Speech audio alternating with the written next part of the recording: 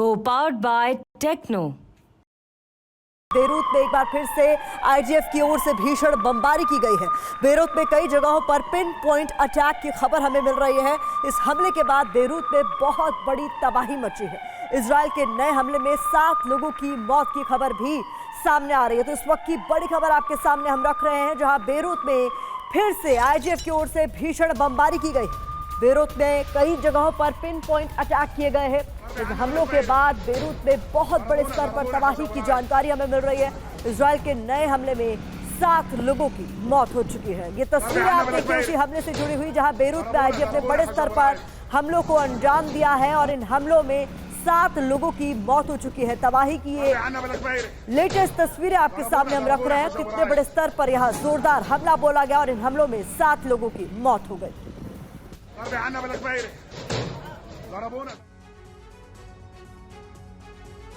तो इजराइल ने बेरूत में फिर से बमबारी शुरू कर दी है। 24 घंटे में इजराइल ने लेबनान के अंदर जिस तरह से हमला किया है, उससे हिजबुल्लाह की कमर टूट गई है। लेबनान की सरकार का कहना है कि 2006 के बाद ये पहली बार है जब लेबनान में इतने बड़े स्तर पर तबाही हुई है। 23 सितंबर का दिन हिजबुल्लाह पर कयामत की बरसात हुई। जबरदस्त हवाई हमलों के बाद अब आईडीएफ लेबनान में घुसने जा रही है। सवाल यही है कि क्या ये घुसपैठ आज रात ही होने वाली है।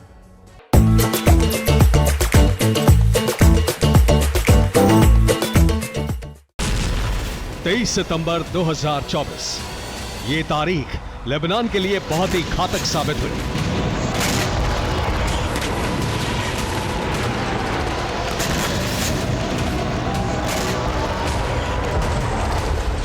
तेईस सितंबर 2024 ये दिन हिजबुल्लाह के लिए कयामत का दिन बन गया।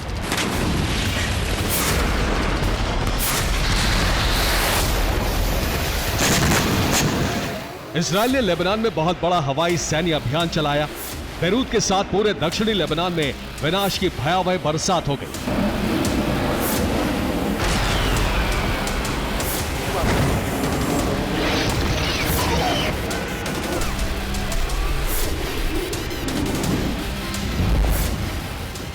लेबनान के अंदर 2006 के बाद सबसे बड़ी तबाही हो गई।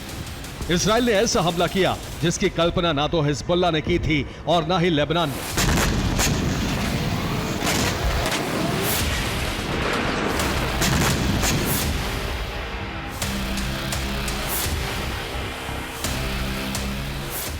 इजराइल के हवाई हमले की वजह से लेबनान में एक दिन के अंदर बहुत बड़ा नरसंहार हो गया। विध्वंसक विस्फोट के साथ ही इजराइल ने लेबनान में शुरू किए गए अपने सैन्य अभियान को आधिकारिक नाम दे दिया है। ऑपरेशन को नाम दिया गया है नॉर्दर्न एरोज।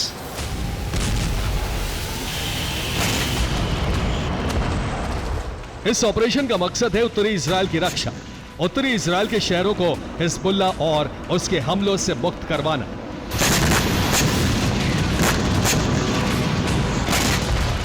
हिजबुल्लाह जब भी हमले करता है तो वो उत्तरी इजराइल में ही तबाही मचाता है। उत्तरी इजराइल से लगती सीमा के दूसरी तरफ ही हिजबुल्लाह की रॉकेट लॉन्च साइट्स हैं।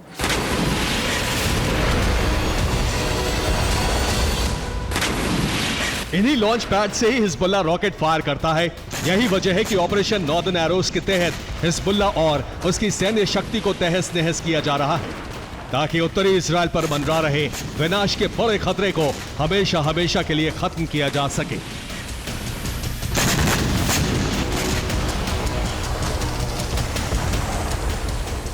आईडीएफ के हमले में हिजबुल्लाह की कमांड पोस्ट, हिजबुल्लाह के ठिकाने, missile launch site, rocket launch site, हथियार गोदाम और रॉकेट फैक्ट्री तबाह हो गई। लेबनान सरकार ने कहा है कि लेबनान में 2006 के बाद इतनी बड़ी तबाही पहली बार हुई है। इजराइल की बमबारी में हिजबुल्लाह के 6 से ज्यादा बड़े कमांडर मारे गए।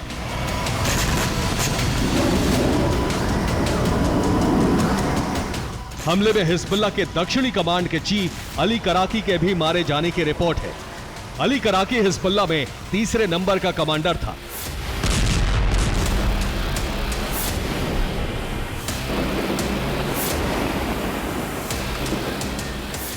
हालांकि अब तक अली कराकी की मौत की पुष्टि नहीं हो सकी है। हिजबुल्लाह ने बयान जारी कर कहा है कि कराकी न सिर्फ जिंदा है बल्कि सुरक्षित जगह पर है। इस बीच इजराइल के रक्षा मंत्री योव गैलेंट ने घोषणा कर दी है कि हिजबुल्लाह की टॉप लीडरशिप में अब सिर्फ नसरल्लाह ही बचा है, बाकी सभी मारे जा चुके हैं।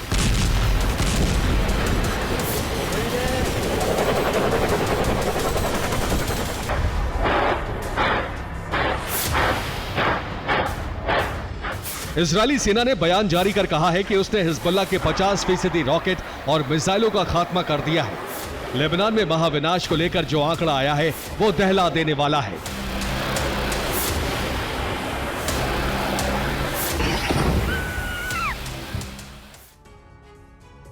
तेईस सितंबर हिजबुल्लाह के लिए कयामत का दिन इसलिए बन गया क्योंकि इजरायली सेना ने लेबनान की धरती पर 1400 से ज्यादा मिसाइलें फायर की। आईडीएफ के मुताबिक उसने बेरूत समेत पूरे लेबनान में 1600 से ज्यादा एयर स्ट्राइक किए। आईडीएफ के हवाई हमलों में 1100 से ज्यादा टारगेट ध्वस्त हो गए। हमलों में हिजबुल्लाह की 800 से ज्यादा मिसाइल और रॉकेट लॉन्च साइट तहस नहस हो गई। इजरायली सेना का दावा है कि उसने ऑपरेशन नॉर्दर्न एरो चलाकर हिजबुल्लाह के 50% रॉकेट को जला दिया। इजरायल के हमलों में 500 से ज्यादा लोगों की मौत हो गई। करीब 1700 लोग घायल हैं। तमाम लोगों की हालत बेहद गंभीर है, लिहाजा मरने वालों की संख्या लगातार बढ़ती जा रही है।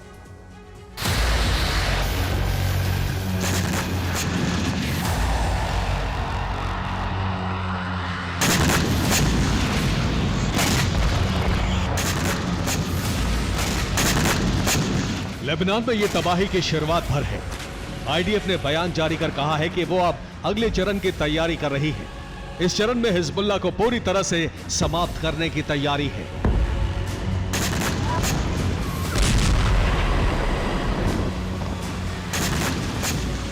हमले का नया चरण शुरू करने से पहले इजरायली सेना ने दक्षिणी लेबनान के लोगों से इलाका खाली करने को कहा है।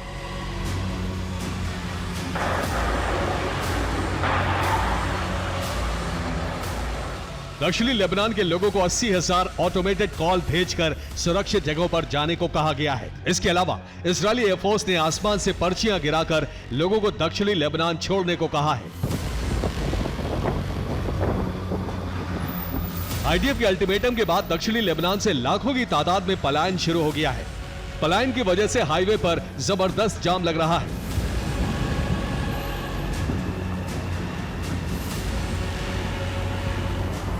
सिडोन हाईवे पर लोग 6 घंटे तक जाम में फंसे रहे। जॉर्डन समेत तमाम देशों ने बेरूत के लिए अपनी सभी उड़ानें तत्काल प्रभाव से रद्द कर दी हैं।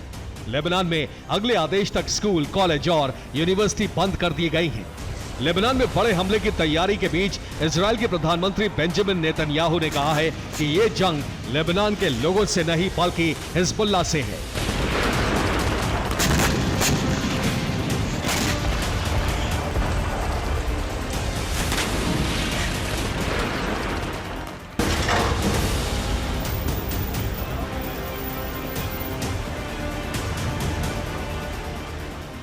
दक्षिणी लेबनान को खाली करने का अल्टीमेटम देने के साथ ही आईडीएफ की एक बड़ी बैठक हुई। इस मीटिंग में इस बात पर चर्चा की गई कि हिजबुल्लाह के खिलाफ किस तरह का सैन्य ऑपरेशन चलाया जाए।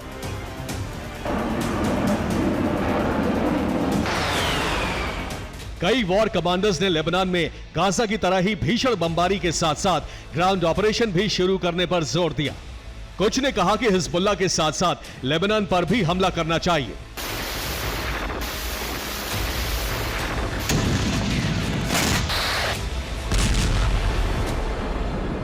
माना जा रहा है कि इजरायल हिजबुल्लाह पर बमबारी के साथ ही जमीनी युद्ध शुरू करने जा रहा है। इजरायल के रिटायर्ड कर्नल कोबी मारोम ने कहा है कि एक हफ्ते के अंदर हिजबुल्लाह बहुत कमजोर हो चुका है।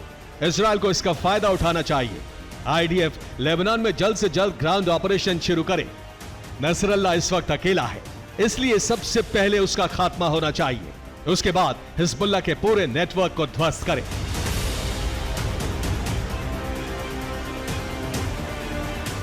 जाहिर है लेबनान में ग्राउंड ऑपरेशन की मांग जोर पकड़ रही है। ऐसे में माना जा रहा है कि आने वाले 24 घंटे के अंदर आईडीएफ लेबनान में घुसकर गाजा जैसी तबाही मचाना शुरू कर सकती है।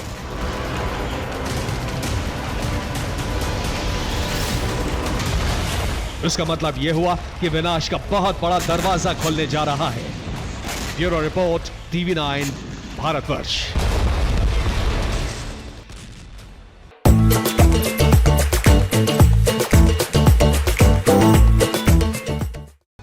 बेरूत में आईडीएफ के हमले से जुड़ा बड़ा अपडेट हमें मिल रहा है। लेबनानी मीडिया के हवाले से बड़ी खबर, हिज्ब के मिसाइल फोर्स का कमांडर मारा गया है। हमले में तलाल हामी मारा गया। लेबनानी मीडिया के हवाले से ये बड़ी खबर सामने आ रही है।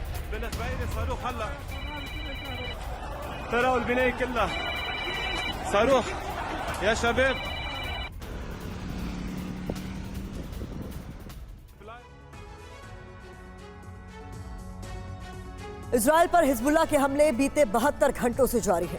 इन 72 घंटों में हिजबुल्लाह ने उत्तरी इजराइल से सेंट्रल इजराइल तक के इलाकों में बारूद बरसाया, ताबड़तोड़ रॉकेट दागे। मगर इसी बीच खबर यह भी सामने आ रही है कि इजरायली धरती को सुलगाने के लिए, बारूद से पाटने के लिए हिजबुल्लाह ने मॉडिफाइड हथियारों का इस्तेमाल किया। आखिर वो कौन सा हथियार है जो इजराइल के खिलाफ हिजबुल्लाह के लिए गेम चेंजर साबित हुआ? देखिए इस रिपोर्ट में। جميع خصات 23 بنداء لبيك يا غزة، مثل الله حبيبي. الله أكبر.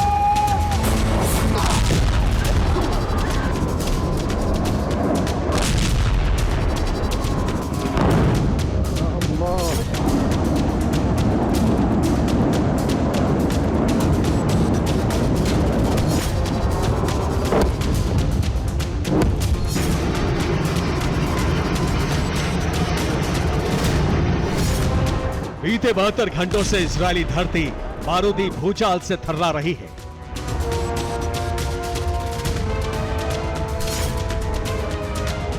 बीते 72 घंटों से उत्तरी इजरायल का आसमान रॉकेट प्रहार से दहल रहा है।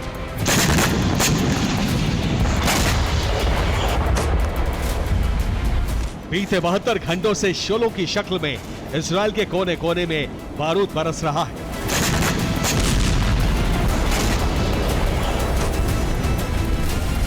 और बीते 72 घंटों से अगर कुछ नजर आ रहा है तो वो है आग का गुबार, कलेजे को चीर देने वाली अलर्ट सायरन की आवाज, सुलगती इमारतें और खंडहर में तब्दील मकान।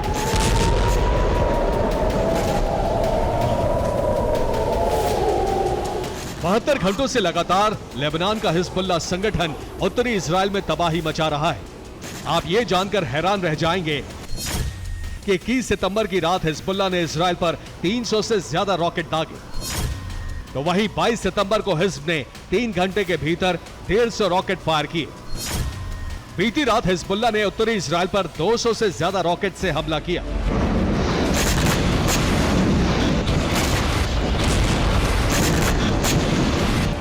बहत्तर घंटों से जारी इजरायल में रॉकेट के ताबड़तोड़ प्रहार को देख तेल अवीव दहल उठा।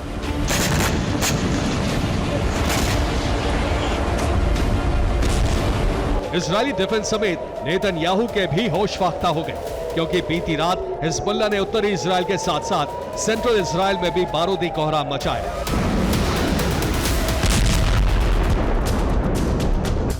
तेल अवीव, हाइफा, जूडियात, समारिया, हदेरा और एकर में मौजूद रिहायशी इलाकों को निशाना बनाया। इतना ही नहीं, हिज्ब ने आईडीएफ के मिलिट्री बेस और एयर बेस को भी अपने बारूदी जलजले से तहस नहस कर दिया।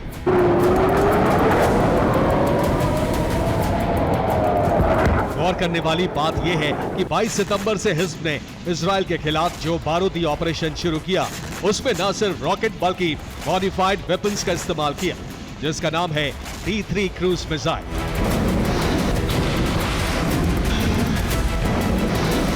किसी रॉकेट लॉन्चर की तरह दिखाई देने वाला यह ब्रह्मास्त्र असल में एक सर्विलांस ड्रोन है, जिसे सोवियत दौर में तैयार किया गया था।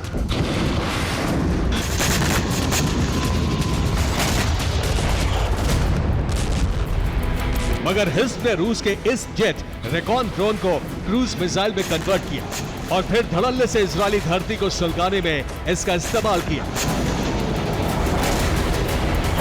आखिर कैसे ये मॉडिफाइड वेपन हिजबुल्लाह के लिए गेम चेंजर साबित हुआ, ये भी जान लीजिए। 70 के दशक में सोवियत संघ ने Tu-143 नाम से एक जेट रिकॉन ड्रोन बनाया, जिसका इस्तेमाल खुफिया मिशन और सर्विलांस के लिए किया जाता था। मगर अब इसी रूसी ड्रोन को हिजबुल्लाह ने D3 क्रूज मिसाइल में कन्वर्ट किया है और इसी D3 क्रूज मिसाइल से हिजबुल्लाह 22 सितंबर से अब तक इजरायली इलाकों में ताबड़तोड़ हमले करते आ रहा है। आपको बता दें कि D3 क्रूज मिसाइल की मारक क्षमता करीब 200 किलोमीटर तक की है। ड्रोन को मॉडिफाइड कर तैयार किया गया है। ब्रह्मास्त्र 1000 किलोमीटर प्रति घंटे की रफ्तार से टारगेट को हिट कर सकता है। इतना ही नहीं, D3 क्रूज मिसाइल आसमान में 1500 मीटर की ऊंचाई तक उड़ान भर सकता है। दावा किया जाता है कि D3 क्रूज मिसाइल के जरिए करीब 300 किलो विस्फोटक दागा जा सकता है।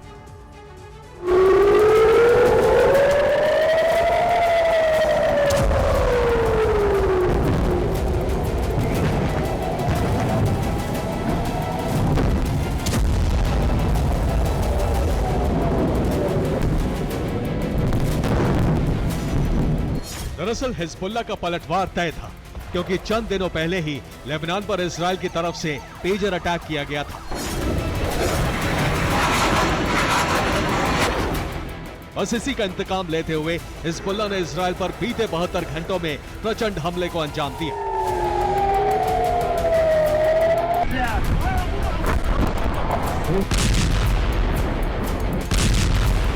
आपको बता दें कि रॉकेट और मॉडिफाइड D3 क्रूज मिसाइल के अलावा इजराइल में बारूदी कोहराम मचाने के लिए हिज़्ब ने खास ब्रह्मास्त्रों का इस्तेमाल किया।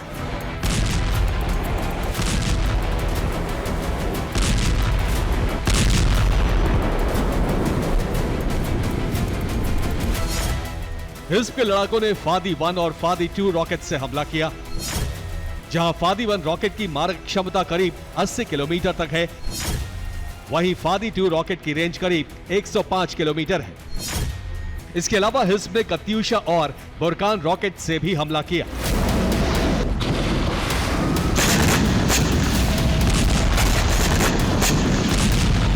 हिजबुल्लाह के विध्वंसक हथियार और जंगी तेवर इस बात का संकेत दे रहे हैं कि हिजबुल्लाह पर काबू पाना नेतन्याहू के लिए आसान नहीं है।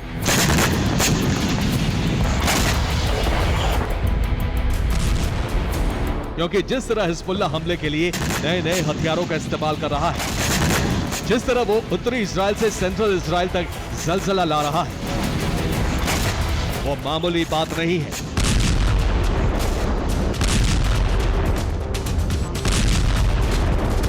इसी बीच आशंका ये भी जताई जा रही है कि मौजूदा वक्त में इजराइल कई फ्रंट पर एक साथ घिर चुका है और एक ऐसे बारूदी चक्रव्यूह में फंस चुका है जिसका अंत सिर्फ और सिर्फ तबाही है, प्रचंड विनाश है।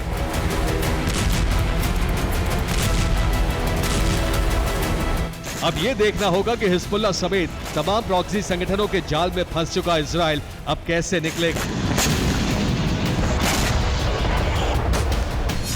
कैसे नेतन्याहू पलटवार करेंगे।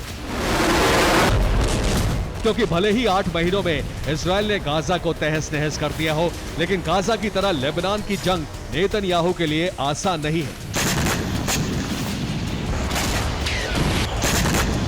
क्योंकि अगर आईडीएफ ने लेबनान पर हमले की कोशिश की, अगर लेबनान को तबाह करने के लिए बारूदी बारिश की, तो इस जंग में ईरान और उसके साथ साथ तमाम प्रॉक्सी संगठन सीधे उतर जाएंगे।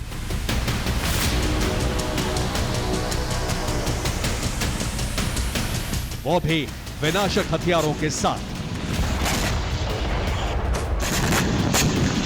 Bureau report, TV9 Bharatvarsh. और इस बीच एक बड़ी खबर आपको बता दें, बेरूत के घोवेरी इलाके में बड़ी तबाही को लेकर खबर सामने आ रही है। आईडीएफ के हमले में 3 मंजिला इमारत ध्वस्त हो चुकी है। हमले में कई लोगों के मारे जाने को लेकर रिपोर्ट सामने आ रही है।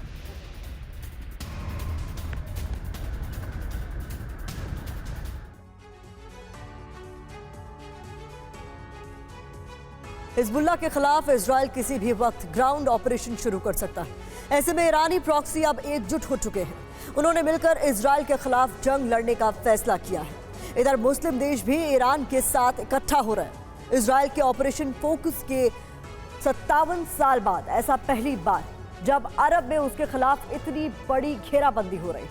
अरब में जंग की आहट से अमेरिका भी वाकिफ है और उसने अपने सैनिकों को मिडिल ईस्ट की तरफ रवाना कर दिया है। सवाल है कि क्या लेबनान पर इजराइल के हमले अरब में महासंग्राम की शुरुआत है? इस रिपोर्ट पे देखिए। तारीख 5 जून 1967, जगह मिडिल ईस्ट का भूमध्य सागर से सटा इलाका। इजराइल के करीब 200 फाइटर जेट उड़ान भरते हैं और भूमध्य सागर से होते हुए मिस्र में घुसकर उसकी सेना में तबाही मचा देते हैं। इसके बाद आईडीएफ जॉर्डन, सीरिया और इराक की एयरफोर्स पर भी एयर अटैक कर देती है। साथ ही इजरायली ग्राउंड फोर्स मिस्र और इन चारों देशों में घुस जाती है। महज 6 दिनों में इजराइल अरब की सुपर पावर्स को घुटने टेकने पर मजबूर कर देता है। इस जंग के बाद इजराइल अरब की सबसे बड़ी पावर बनकर उभरा। लेकिन आज 57 साल बाद फिर वैसे ही हालात हैं। अरब में फिर महासंग्राम की शुरुआत हो चुकी है।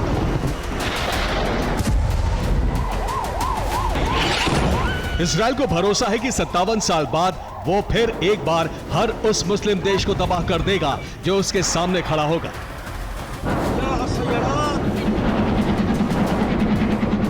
लेकिन अब हालात बदल चुके हैं, जिसकी वजह है अरब में सक्रिय ईरानी प्रॉक्सी संगठन, जो अब इजराइल के खिलाफ एकजुट हो चुके हैं। और इसकी गवाही मिडिल ईस्ट से आई ये पहली तस्वीर है।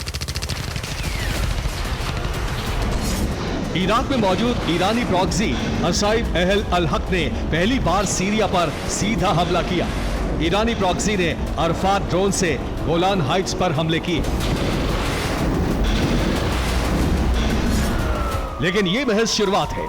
अल अरबी अल जदीद अखबार की खबर के मुताबिक लेबनान पर इजरायली हमले के बाद ईरानी प्रॉक्सी की बैठक हुई है। ईरानी प्रॉक्सी की बैठक इराक में होने का दावा है। इस मीटिंग में कई बड़े फैसले किए गए। नंबर 1, हिजबुल्लाह को हमले के लिए जरूरी हथियार दिए जाएंगे। नंबर 2, जंग लड़ने के लिए सीरिया और इराक के लड़ाके भेजेंगे। नंबर 3, इजराइल पर हमले अलग अलग मोर्चों से किए जाएंगे। नंबर 4, इजराइल पर मिसाइल और ड्रोन से हमले किए जाएंगे। नंबर 5, जमीनी जंग छिड़ी तो युद्ध में सभी प्रॉक्सी के लड़ाके सीधे उतर जाएंगे।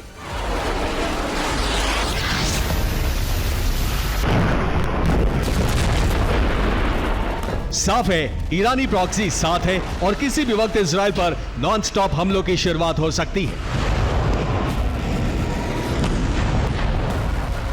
ईरानी प्रॉक्सी के साथ आने से इजराइल की टेंशन बढ़ गई है और वो एक बारूदी चक्रव्यूह में घिर गया है। कैसे, वो भी आपको बताते हैं। इजराइल 5 फ्रंट से वॉर में घिर गया है। सबसे पहला फ्रंट है गाजा का, जहां से हमास इजराइल पर हमले करेगा। दूसरा फ्रंट लेबनान का है, जहां ईरानी प्रॉक्सी हिजबुल्लाह इजराइल पर हमले कर ही रहा है। तीसरा फ्रंट यमन का है, जहां से हूती अपनी बैलिस्टिक मिसाइलें तेल अवीव पर दागेगा। चौथा फ्रंट सीरिया का है। सीरिया में ईरान के 2 प्रॉक्सी संगठन हैं, जैनाब्यून ब्रिगेड और फतेम्यून डिवीजन। ये दोनों सीरिया से इजराइल पर रॉकेट और ड्रोन हमले करेंगे। वहीं 5वां फ्रंट इराक का है। इराक में ईरान के 5 प्रॉक्सी संगठन हैं, कताइब हिजबुल्लाह, असाइब अहल अल हक, हरकत हिजबुल्लाह अल नुजाबा, बद्र ऑर्गेनाइजेशन और कताइब सैयद अल शुहादा। ये 5 संगठन इजराइल पर एक साथ हमले करेंगे। ऐसे में इजराइल पर ड्रोन और रॉकेट की ऐसी वर्षा होगी जिसके सामने उसके आयरन डोम सिस्टम भी शायद फेल कर जाए।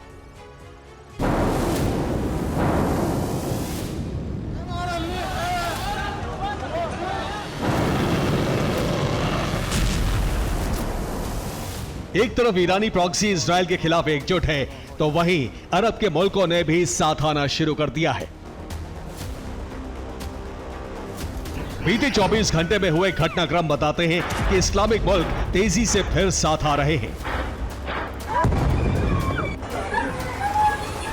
अमेरिका में संयुक्त राष्ट्र शिखर सम्मेलन जारी है। ऐसे में ईरानी राष्ट्रपति मसूद पेजेश्कियान और तुर्की के राष्ट्रपति इस वक्त न्यूयॉर्क में हैं, जहां दोनों ने खास मुलाकात की।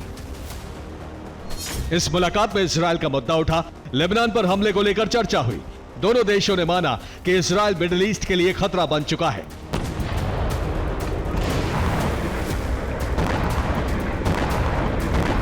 सिर्फ इतना ही नहीं, ईरानी राष्ट्रपति ने संयुक्त राष्ट्र के मंच से इजराइल को चेतावनी दी। ईरानी राष्ट्रपति ने यह भी साफ कर दिया कि जो भी देश अपने अधिकारों के लिए लड़ेगा वो उसकी रक्षा करेंगे। इधर ईरान ने इजराइल के खिलाफ मोर्चाबंदी शुरू कर दी है, वहीं इराक ने भी मुस्लिम देशों को आवाज दी है।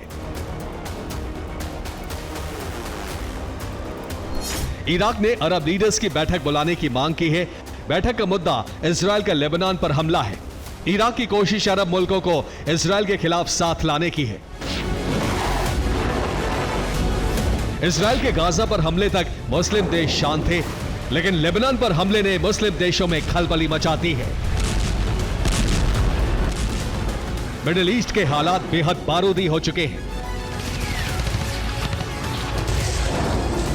पूरी दुनिया मान रही है कि पूरे मिडिल ईस्ट में किसी भी वक्त जंग भड़क सकती है।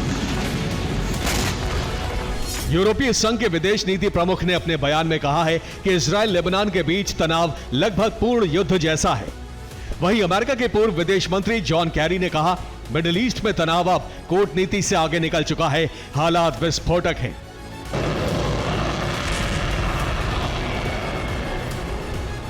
इधर राष्ट्रपति बाइडेन ने भी अरब में मचे घमासान पर चिंता जाहिर की है।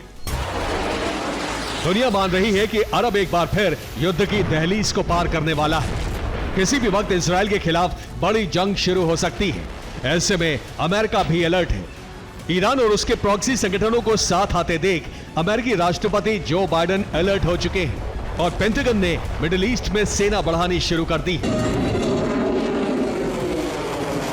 पेंटागन के प्रेस सेक्रेटरी ने अपने एक बयान में कहा, मध्य पूर्व में बढ़ते तनाव को देखते हुए ज्यादा सावधानी की जरूरत है। हम क्षेत्र में पहले से मौजूद अपनी सेनाओं को बढ़ा रहे हैं। हम अपने कुछ सैनिकों को मिडिल ईस्ट में भेज रहे हैं। हालांकि अभी मैं इनकी संख्या साफ नहीं कर सकता। साफ है, अरब एक बार फिर जंग की दहलीज पर खड़ा है और अमेरिका ईरानी प्रॉक्सी की बढ़ी ताकत से चिंतित है। टेंशन इसलिए है क्योंकि इस्लामिक मुल्क इजराइल के खिलाफ फिर साथ आते हैं तो वो ईरानी प्रॉक्सी के साथ मिलकर इजराइल पर कहर ढा सकते हैं। Bureau report, TV9 Bharatvarsh. रूस और अमेरिका में जंग का उस वक्त बड़ा सायरन बज उठा जब रूस का एक विमान जापान के आसमान में पहुंच गया। रूस का विमान जापान के एयर स्पेस में एक बार नहीं बल्कि 3 बार घुसा। इसके बाद आसमान में जापान और रूस के विमानों के बीच आमना सामना हुआ। इसके कुछ देर बाद ही पुतिन सेना ने अपनी परमाणु शक्ति का सीधा प्रसारण कर दिया। सवाल यही है कि रूस के शक्ति प्रदर्शन का मतलब क्या है? क्या ये महाजंग की घोषणा है? यूक्रेन युद्ध का विस्तार होना तय हो गया है। युद्ध की इस आग में एक साथ कई देश जलने वाले हैं। यूक्रेन युद्ध की आग यूरोप के साथ साथ पूर्वी एशिया तक पहुंच गई है। रूस ने पूर्वी एशिया में जो कुछ किया है उससे अमेरिका का सहयोगी जापान भी दहल गया है।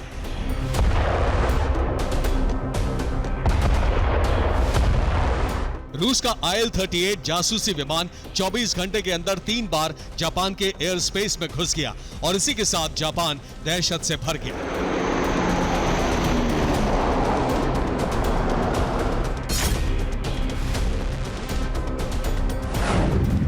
पहली बार घुसपैठ के दौरान रूसी जासूसी विमान 1 मिनट तक जापान के एयर स्पेस में रहा। दूसरी बार 30 सेकंड तक रहा, जबकि तीसरी बार भी 1 मिनट तक जापान के आसमान में रहा।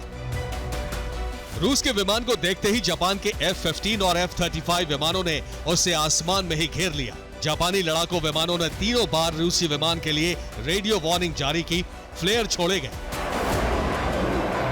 इसके बाद रूसी विमान वापस लौट गए और इस तरह से रूस और नेटो में जंग का बड़ा खतरा कुछ वक्त के लिए टल गया।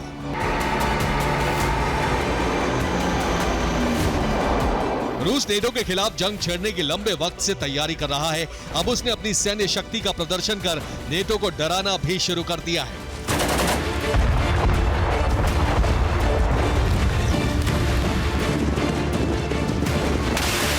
अब रूस ने अपनी परमाणु पनडुब्बी शार्क की झलक दिखाकर उसकी ताकत का प्रदर्शन कर दिया है।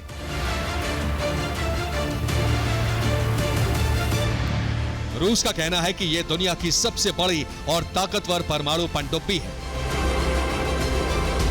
अमेरिका समेत पूरे नेटो के पास इस पनडुब्बी के प्रहार से बचने का कोई रास्ता नहीं है।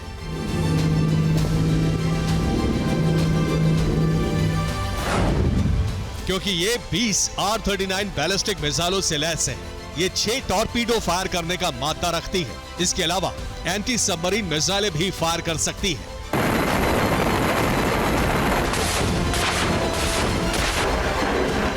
हाल ही में रूस ने समुद्र में 12 जगहों पर ओशन 2024 नाम से बहुत बड़ी नेवल एक्सरसाइज की है। समुद्र में हुए इस युद्धाभ्यास को नेटो के खिलाफ महायुद्ध की तैयारी माना जा रहा है।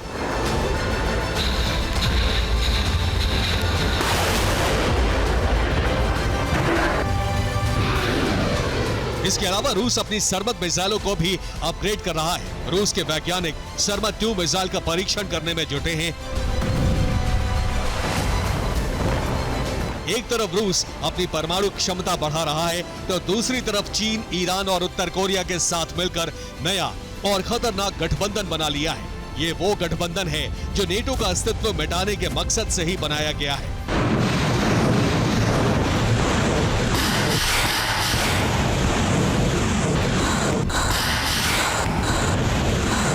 जाहिर है रूस किसी भी वक्त नेटो के खिलाफ बड़ा सैन्य ऑपरेशन शुरू कर सकता है।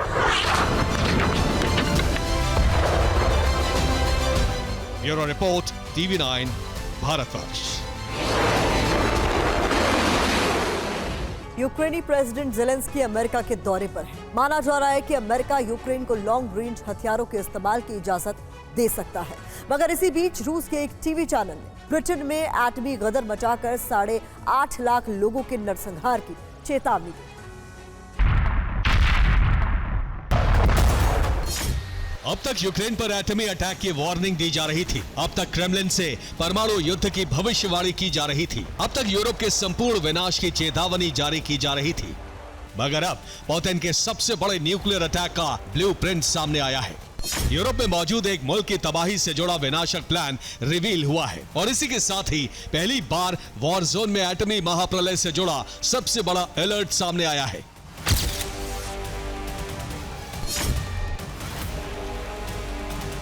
करीब 7 करोड़ की आबादी वाला मुल्क ब्रिटेन, जो न सिर्फ यूरोप में बसा है बल्कि दुनिया के ताकतवर सैन्य संगठन नेटो का भी अहम सदस्य है, और आज की तारीख में इसी ब्रिटेन पर एटमी तबाही का खतरा मंडरा रहा है।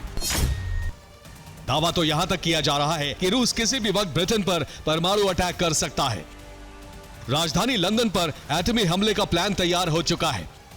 समंदर या फिर आसमान से एटमी मिसाइलें दागी जा सकती हैं।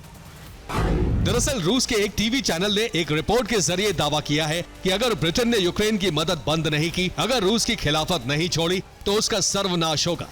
दुनिया के नक्शे से ब्रिटेन का वजूद मिट जाएगा, वो भी टैंकों, लॉन्चरों या फिर छोटी मोटी मिसाइलों से नहीं, बल्कि बेहिसाब तबाही मचाने वाले 2 विध्वंसक हथियारों से, जिसमें सबसे पहला नाम है पुतिन का पहला विनाशक हथियार RS-28 Sarmat super heavy intercontinental ballistic missile. Putin का दूसरा विनाशक हथियार पोसाइडन ड्रोन, एटमी सबमरीन से दागे जाने वाला सुनामी बम।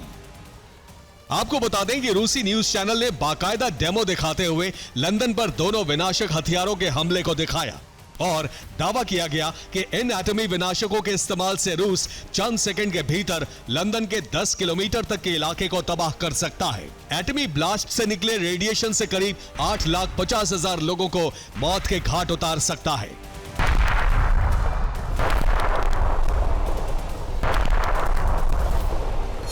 आपको बता दें कि RS-28 सरमत मिसाइल 18,000 किलोमीटर तक मार कर सकती है। ये अपने साथ एक विशाल थर्मोन्यूक्लियर बम या फिर 15 न्यूक्लियर वॉरहेड एक साथ ले जा सकती है। इसका एक एक वॉरहेड अलग अलग लक्ष्य को तबाह कर सकता है।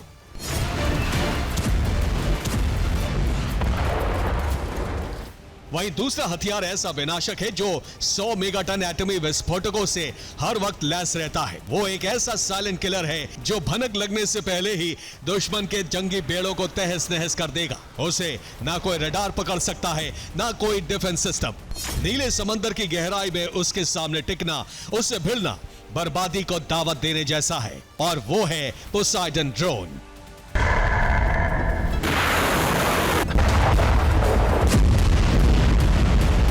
पोसाइडन ड्रोन को न्यूक्लियर सबमरीन के जरिए दागा जा सकता है। भले ही दिखने में पोसाइडन ड्रोन किसी मिसाइल की तरह या फिर सबमरीन से दागे जाने वाले किसी टॉर्पीडो की तरह हो, लेकिन ऐसा कतई नहीं है। जिस तरह से हवा में मार करने वाले अटैक ड्रोन होते हैं, ठीक उसी तरह रूस समंदर में हमला करने के लिए पोसाइडन ड्रोन का इस्तेमाल करता है। अब आपको इस विश्व विनाशक हथियार की ताकत और खासियत बताते हैं। पोसाइडन ड्रोन की समंदर में रफ्तार 185 किलोमीटर प्रति घंटे की है। दावा है कि 100 मेगाटन तक के वॉरहेड ले जा सकता है। इस विध्वंसक हथियार का कुल वजन 100 मीट्रिक टन तक है। इसकी लंबाई 65 फीट और दायरा करीब 8 फीट तक का है। समंदर में 3250 फीट की गहराई में जाकर अटैक कर सकता है। रूस का समंदर वाला ये सुपर वेपन घातक इसलिए भी है क्योंकि इसके एक वार से समंदर में जबरदस्त एटमी भूकंप आ सकता है, जिसके चलते सुनामी का खतरा बढ़ जाता है। शायद इसीलिए रूस पोसाइडन ड्रोन को सुनामी बम कहता है, यानी समंदर में इसके प्रहार के साथ ही लहरें उफान मारती हैं और उनकी चपेट में आने से कोई भी मुल्क जलमग्न हो सकता है। Bureau report, TV9 Bharatvarsh. रूस यूक्रेन की जंग में जेलेंस्की का सुपर वेपन उतर चुका है, जिसके हमलों से पुतिन सेना में भूचाल मचा है। एक के बाद एक रूसी सेना के हथियार तबाह हो रहे हैं। दावा है कि जेलेंस्की का नया सुपर वेपन एक AI हथियार है। यूक्रेन रूस के टैंकों को सटीक हमलों में नष्ट कर रहा है, उसकी आर्टिलरी के परखच्चे उड़ा रहा है। बीते 2 महीने से यूक्रेन के सटीक हमले करने की रफ्तार बेहद ज्यादा बढ़ गई है। खासकर जंगलों और झाड़ियों में छिपे रूसी टैंकों को यूक्रेन आसानी से टारगेट कर रहा है।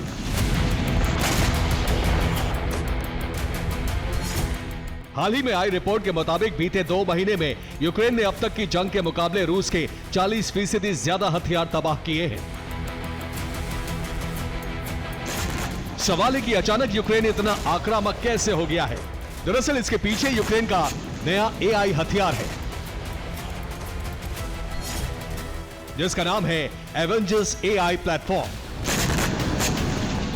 यूक्रेन ने कृत्रिम बुद्धिमत्ता वाला एक ऐसा प्लेटफॉर्म तैयार किया है जो उसे रूसी हथियारों की सटीक पहचान करने में मदद करता है, ताकि यूक्रेन आसानी से उसे निशाना बना सके। एवेंजर्स AI प्लेटफॉर्म और उसकी ताकत का खुलासा खुद यूक्रेन के रक्षा मंत्रालय ने किया है। यूक्रेनी रक्षा मंत्रालय ने इसे लेकर एक रिपोर्ट जारी की है। इस रिपोर्ट में दावा किया गया है कि यूक्रेन ने एवेंजर्स आर्टिफिशियल इंटेलिजेंस प्लेटफॉर्म तैयार किया है। एवेंजर्स से सैनिकों को जंग में काफी मदद मिल रही है। यह हर हफ्ते 1200 रूसी हथियारों को ढूंढ रहा है, जिन्हें यूक्रेनी सेना बेहद आसानी से तबाह कर रही है। इस AI प्लेटफॉर्म को यूक्रेन के रक्षा मंत्रालय से जुड़े इनोवेटिव सेंटर ने बनाया है। दावा है कि यह पूरी तरह से यूक्रेन में ही तैयार हुआ है, यानी इसमें पश्चिमी देशों की कोई मदद नहीं ली गई। सवाल है कि एवेंजर्स क्या है और ये कैसे काम करता है। एवेंजर्स एक तरह का स्ट्रीमिंग मॉड्यूल है, जिसे सॉफ्टवेयर के रूप में तैयार किया गया है। इसे सेना के खोजी कैमरों में इंस्टॉल किया जाता है, जिसके बाद इसे सेना के कंट्रोल रूम से जोड़ दिया जाता है। एवेंजर्स ड्रोन कैमरों के वीडियो स्कैन करता है। यह आम सैनिकों के मुकाबले 3 गुना जल्दी दुश्मन के हथियार पहचान लेता है, साथ ही दुश्मन की सटीक लोकेशन देता है। जल्दी पहचान होने की वजह से यूक्रेनी सैनिक हथियार के लोकेशन से हटने के पहले ही ड्रोन अटैक कर उसे तबाह कर देते हैं। यूक्रेन रूस को नुकसान पहुंचाने के लिए सैबोटाज हमले करता रहता है। एक बार फिर यूक्रेन के एजेंट्स ने रूस के Mi-8 मिलिट्री हेलीकॉप्टर को टारगेट किया है और हमले के लिए रूसी बच्चों का सहारा लिया गया है। रूस ऐसे ही हेलीकॉप्टरों से यूक्रेनी सेना पर हमले करता है और इसका बदला लेने के लिए यूक्रेन के एजेंट्स ने सैबोटाज ऑपरेशन चलाया और एक हेलीकॉप्टर को खाक कर दिया। यूक्रेन के एजेंट्स ने इस ऑपरेशन को अंजाम देने के लिए रूस के बच्चों को टारगेट किया। रूस के ओम्स्क में एयरबेस पर रूसी सेना का हेलीकॉप्टर खड़ा था। 21 सितंबर को 15 और 17 साल के 2 बच्चे एयरबेस की सुरक्षा दीवार फांदकर अंदर घुसे। दोनों ने रूसी हेलीकॉप्टर पर पेट्रोल बम से हमला कर दिया। इससे रूस का Mi-8 हेलीकॉप्टर जलकर खाक हो गया। रूस को इससे 125 करोड़ रुपए का झटका लगा है। हमने आपसे 3 सवाल पूछते हैं, देखते हैं कि प्रोबो देश का ओपिनियन मीटर क्या कहता है। क्या इस साल made in India semiconductor chip बनेगी? 15% यस, 85% नो। क्या फोर्ब्स बिलियनर्स लिस्ट में एलॉन ज़करबर्ग से ऊपर होंगे? 70% यस, 30% नो।